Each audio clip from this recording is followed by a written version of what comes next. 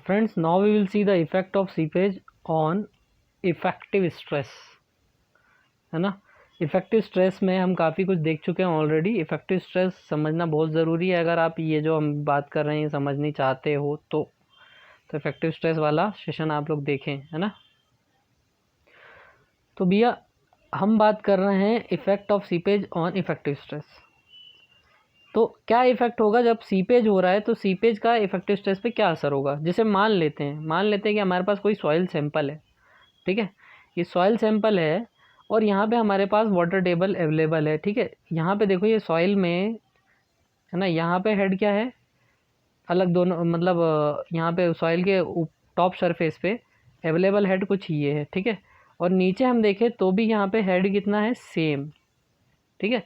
तो सॉइल के टॉप और बॉटम में दोनों साइड हम अगर पीजोमीटर इंसर्ट करके देख रहे हैं तो हमें कुछ हेड मिल रहा है ना। और वो कितना मिल रहा है, हमें सेम मिल रहा है।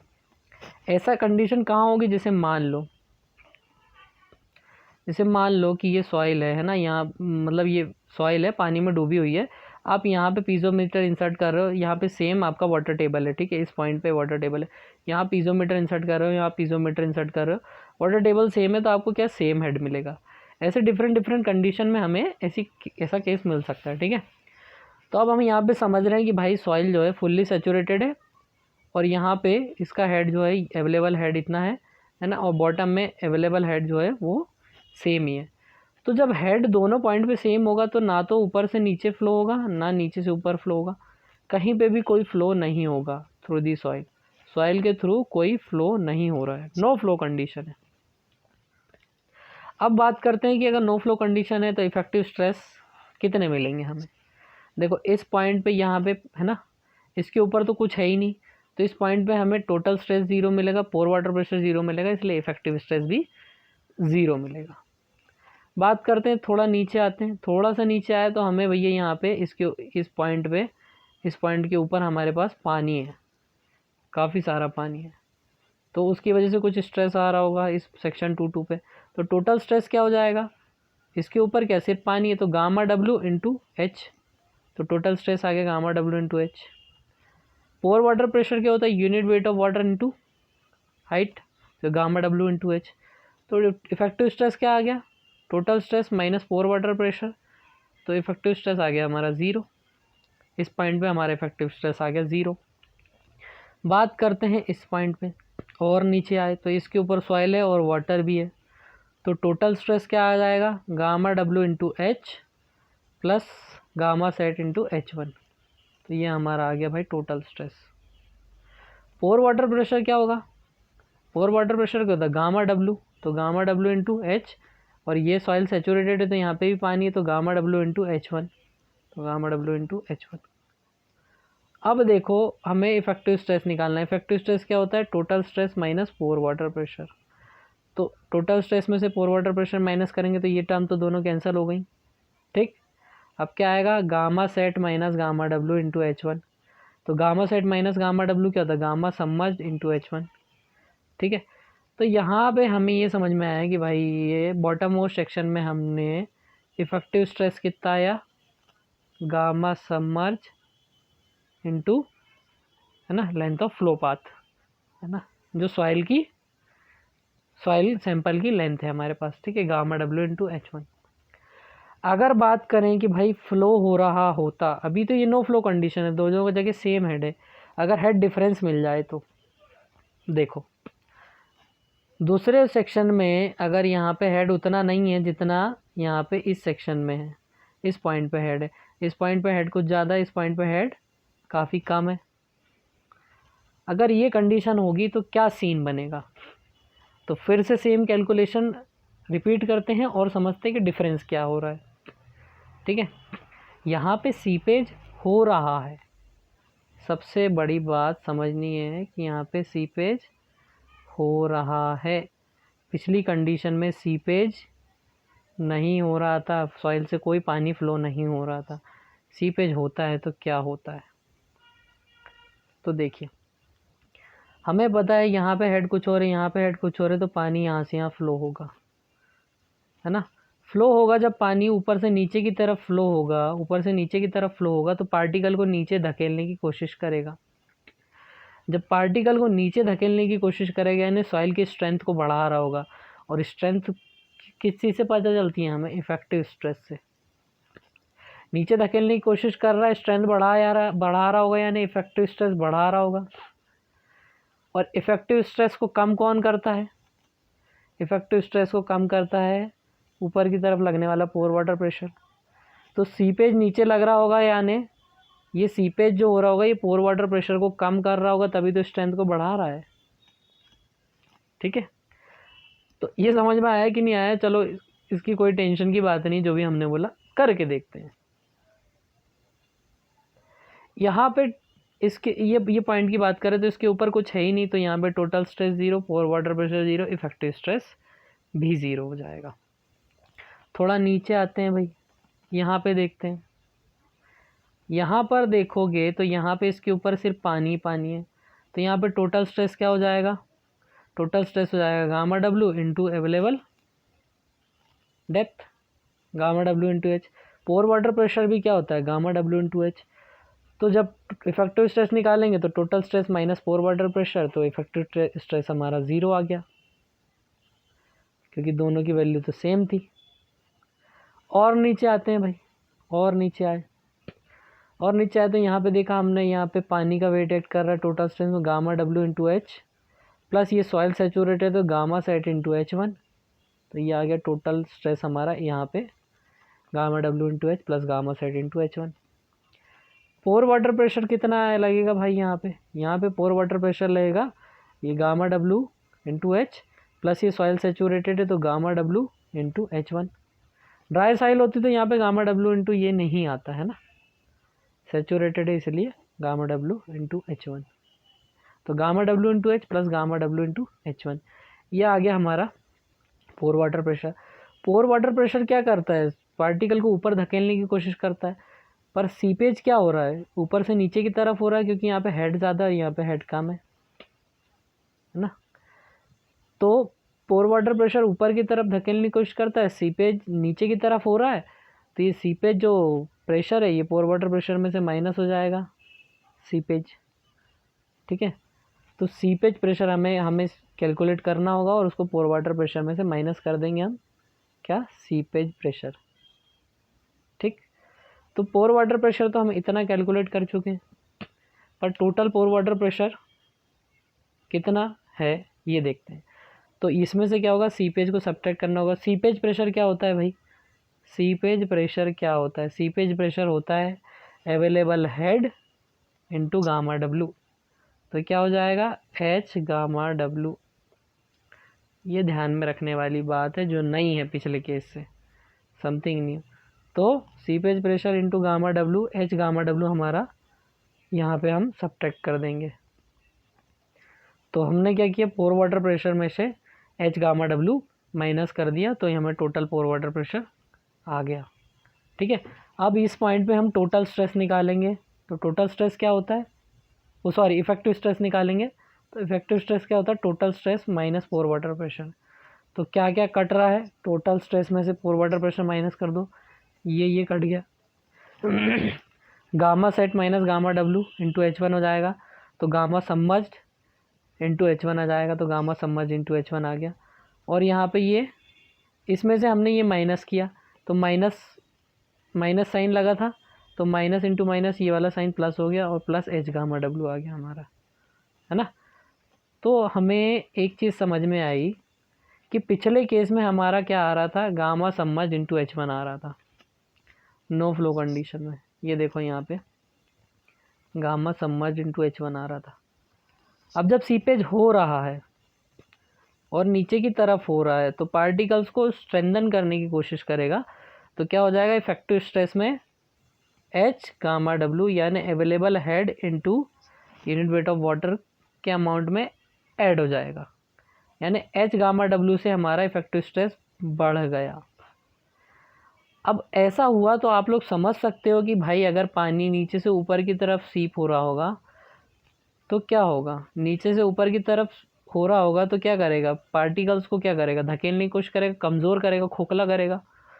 खोखला करेगा तो क्या होगा, इफेक्टिव स्ट्रेस में एच गामा डब्ल्यू क्या हो रहा होगा, माइनस हो रहा होगा। क्यों, क्योंकि पोर वाटर प्रेशर भी ऊपर की तरफ लग रहा है और सीपेज भी अगर ऊपर की तरफ होगा तो क्या हो जाएगा, ऐड हो जाएगा पोर वाटर प्रेशर में से। अगर नीचे से ऊपर की तरफ हो रहा होता फ्लो तो ये एच गामा डब्ल्यू या माइनस होने की जगह ऐड हो जाता, है ना। आई होप आप लोग समझ रहे होगे। फिर भी है ना, इसको भी कॉन्सेप्ट को डिस्कस कर लेते हैं। अपवर्ड फ्लो कंडीशन, ठीक है। तो सॉइल के बॉटम पोर्शन में क्या है, हेड बहुत ज़्यादा अवेलेबल है। मान लो यहाँ पे आपने पीजोमीटर लगाया, आपको पता चल गया हेड बहुत ज़्यादा है, इतना हेड है, बहुत ज़्यादा है। तो फ्लो कहाँ से हो रहा होगा भाई, फ्लो हो रहा होगा हाई हेड से लो हेड की तरफ, क्योंकि इतना तो हमें यहाँ पे क्या मिल गया, ग्रेडियंट मिल गया, ढलान मिल गई किसको, पानी को। तो यहाँ से यहाँ भाई ऐसे फ्लो होगा, और कब तक होगा, जब तक ये हेड जो है दोनों को मेंटेन ना कर ले, है ना। तो यहाँ पे हमें समझ में आएगा कि भाई ये पानी ऐसे ऐसे आएगा और सॉइल के थ्रू ऐसे फ्लो होगा और ऊपर की तरफ धकेलेगा पार्टिकल्स को, ऊपर की तरफ धकेलेगा। तो साथ ही भी ढूंढता है ये ऊपर की तरफ, और कौन ढकेलता है, पोर वाटर प्रेशर ढकेलता है ना। यू जो है पार्टिकल्स को ऊपर की तरफ ढकेलता है, और यहाँ पे जो सीपेज हो रहा है तो सीपेज प्रेशर के कारण, तो सीपेज प्रेशर भी ऊपर की तरफ ढकेल रहा है। तो ये दोनों क्या होंगे, दोस्त हो जाएंगे, है ना, दोनों दोस्त हो जाएंगे, दोनों ऐड हो जाएंगे, ठीक है। क्योंकि इनका काम क्या है, इनका काम है मिट्टी को कमज़ोर करना, है ना। तो दुश्मन का दुश्मन दोस्त होता है ना। अभी यहाँ पे सीपेज क्या है, सीपेज भी दुश्मनी कर रहा है, पार्टिकल को ऊपर धकेलने की कोशिश कर रहा है। तो यहाँ पे क्या होगा, ये मिल जाएगा किससे, पोर वाटर प्रेशर। पोर वाटर इसको अपने साथ मिला लेगा कि भाई हाँ तेरा और मेरा काम दोनों का एक ही है। तो अब बात करते हैं कि क्या होगा। देखो यहाँ पे ये सेक्शन 1.1 में क्या होगा, टोटल स्ट्रेस, क्योंकि इसके ऊपर कुछ है क्या, कुछ नहीं है, ज़ीरो होगा टोटल स्ट्रेस। पोर वाटर प्रेशर ज़ीरो होगा, इसलिए इफेक्टिव स्ट्रेस भी ज़ीरो होगा। सेक्शन 2.2 पे बात करें, है ना, इस सेक्शन की बात की हमने, इस सेक्शन के बारे में यहाँ पे ये बताया है, सॉरी, है ना, ये सेक्शन 1.1 ये है, ठीक है। तो यहाँ पे टोटल स्ट्रेस ज़ीरो, पोर वाटर प्रेशर ज़ीरो, तो इफेक्टिव स्ट्रेस भी ज़ीरो। सेक्शन 2.2 की अगर हम बात करें, इस सेक्शन की बात करें, इसके ऊपर क्या है, ये पानी है। तो टोटल स्ट्रेस क्या होगा, gamma W into H, pore water pressure gamma W into H ही होता है। तो इफेक्टिव स्ट्रेस क्या आ जाएगा, total stress minus pore water pressure, तो इफेक्टिव स्ट्रेस आ गया हमारा ज़ीरो। और नीचे आए, यहाँ की बात करें, तो यहाँ पे क्या हो रहा है भाई, यहाँ पे इस सेक्शन में टोटल स्ट्रेस क्या होगा, पानी का वेट इंटू ये एच, तो gamma W into H, plus gamma sat into H1, तो गामा सेट इंटू H1, ये हो गया हमारा टोटल स्ट्रेस। पोर वाटर प्रेशर निकालें, पोर वाटर प्रेशर निकालें तो क्या होगा, पोर वाटर प्रेशर, ये तो वाटर है यहाँ पे, तो गामा डब्ल्यू इंटू एच, ये हो गया गामा डब्ल्यू इंटू एच। यहाँ पे सॉइल सेचूरेटेड है, तो यहाँ पे भी क्या हो जाएगा, gamma W into H1, gamma W into H1। पोर वाटर प्रेशर में सिर्फ हमेशा हाइट में सिर्फ गामा डब्ल्यू से ही किसी भी डेप्थ का मल्टीप्लाई होता है, ये ध्यान रखना। इसमें गामा डी, गामा सेट ऐसा कुछ नहीं आता है ना, हमेशा गामा डब्ल्यू ही रहेगा हमेशा। कोई भी और देखो, जैसे यहाँ पे टोटल स्ट्रेस में आपको यहाँ गामा डब्ल्यू भी दिखेगा, गामा सेट भी दिखेगा, जो भी अवेलेबल कंडीशन है वो यूनिट वेट से मल्टीप्लाई हो जाता है टोटल स्ट्रेस में। पर पोर वाटर प्रेशर में हमेशा gamma W, gamma W, gamma W यही दिखेगा आपको, ठीक है। तो ये ध्यान रखने वाली चीज़ें थोड़ी थोड़ी, बाकी आपको पता होगा फिर भी। तो ये इस सेक्शन में हमने क्या किया, gamma W into H, gamma W into H1 पोर वाटर प्रेशर, और तीसरी चीज़ यहाँ से यहाँ होने वाला सीपेज जो कि पोर वाटर प्रेशर को सपोर्ट कर रहा है। कौन कर रहा है, सीपेज प्रेशर PS। तो उसको हम यहाँ पे क्या करेंगे, ऐड कर देंगे।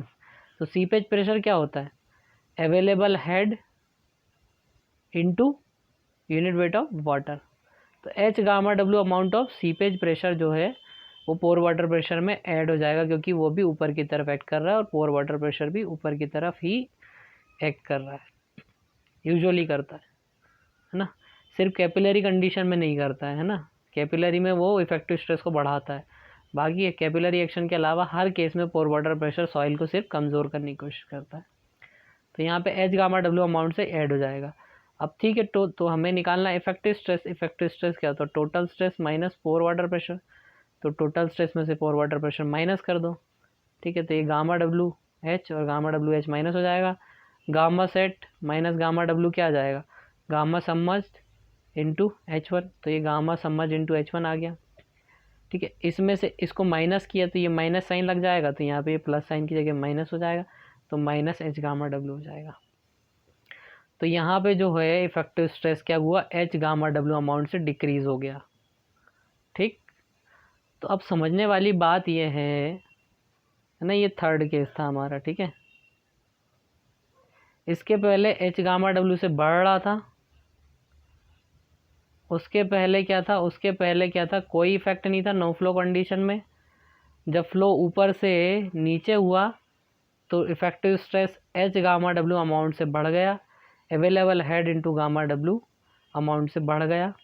ठीक है, और पोर वाटर प्रेशर घट गया H गामा डब्ल्यू अमाउंट से।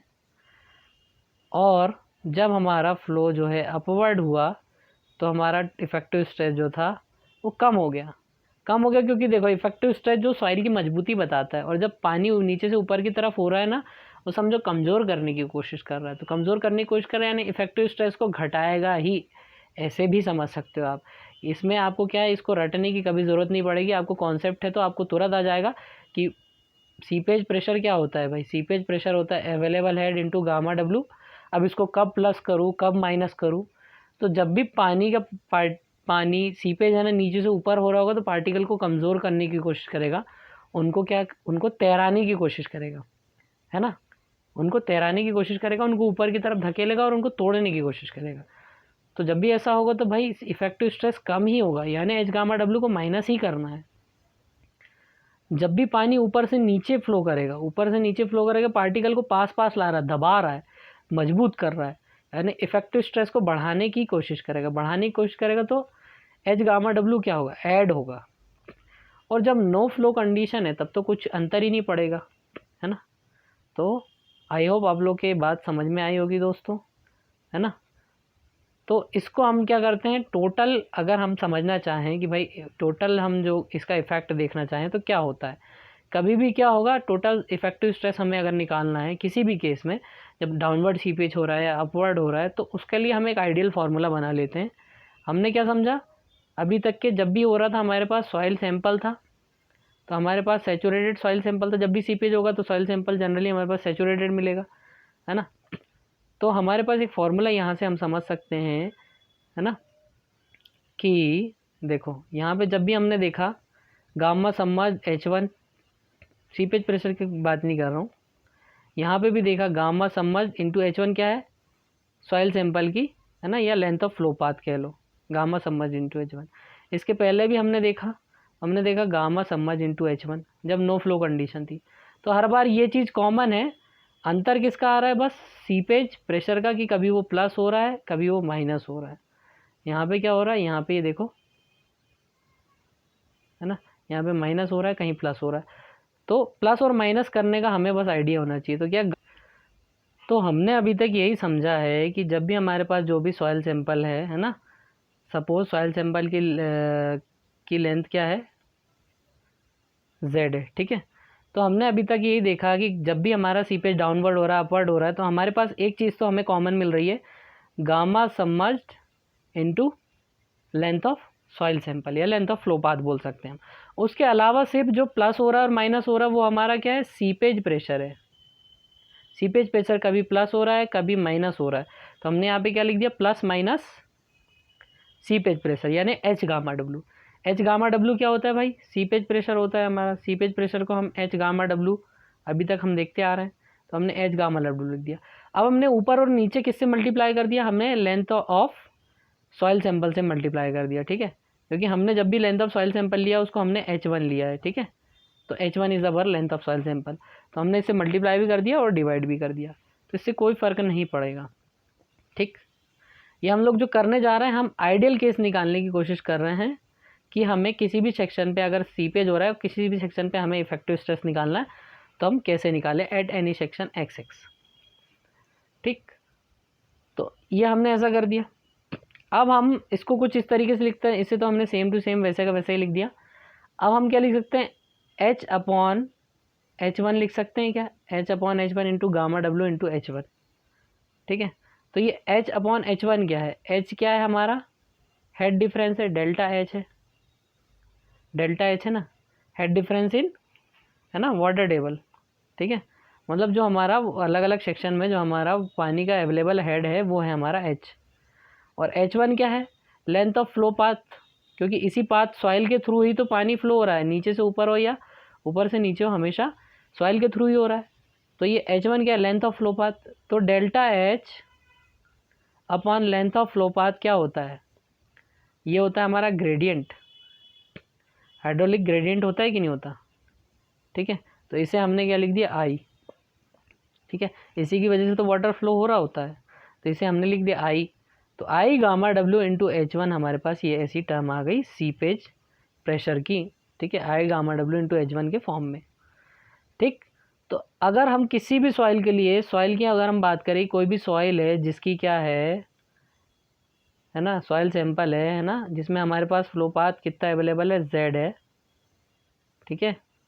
तो इसका, इसमें किसी भी सेक्शन पे अगर हमें क्या निकालना हो, हमें निकालना हो कि कितना इफ़ेक्टिव स्ट्रेस होगा, सीपेज हो रहा है तब, तो क्या हम कर सकते हैं, हम इसे ऐसे लिख सकते हैं, गामा सबमर्ज इंटू जेड, ठीक है, जेड है ना, gamma submerge into Z plus minus I gamma W into Z. ये Z1 नहीं है, जेड ही है, ठीक है, क्योंकि ये जेड है, जेड क्या है, लेंथ ऑफ फ्लो पाथ है जिसके थ्रू सॉइल। ये H1 को भी यहाँ पे हमने जेड लिख दिया है, ये वाले H1 को भी हमने जेड लिख दिया है ना। आई होप आप लोग के समझ में आ गया होगा कि जेड क्या रिप्रेजेंट कर रहे हैं, दोनों जेड, ये दोनों जेड एक ही हैं, और ये रिप्रेजेंट कर रहे हैं लेंथ ऑफ फ्लो पाथ को, है ना, या फिर लेंथ ऑफ सॉइल सैंपल भी बोल सकते हो आप, जिसके थ्रू पानी फ्लो हो रहा है, ठीक।